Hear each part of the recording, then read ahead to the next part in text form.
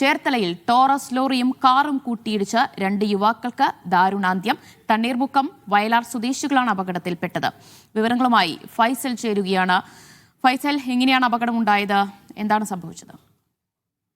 ദിവ്യ, ഇന്നലെ രാത്രി 11:30 ചേർത്തല 11 മൈലിന് സമീപം പള്ളിക്കവലയിലാണ് അപകടമുണ്ടായത്. ടോറസ് ലോറിയിലേക്ക് യുവാക്കൾ സഞ്ചരിച്ച കാർ ഇടിച്ചു കയറുകയായിരുന്നു. ഇടിയേറ്റ ആഘാതത്തിൽ കാർ പൂർണ്ണമായും തകർന്ന അവസ്ഥയിലാണ്. തണ്ണീർമുക്കം മുട്ടത്തിപ്പറമ്പ് സ്വദേശി 22-കാരനായ നന്ദഗോപാൽ, അതുപോലെ വയലാർ സ്വദേശിയായ 24-കാരനായ ആരവ് കൃഷ്ണ എന്നിവരാണ് മരണപ്പെട്ടത്. ഇന്നലെ രാത്രി 11:30 സംഭവം. ഇവരെ മൃതശരീരം ഇപ്പോൾ ആലപ്പുഴ വണ്ടാനം മെഡിക്കൽ കോളേജ് മോർച്ചറിയിൽ സൂക്ഷിച്ചിരിക്കുകയാണ്.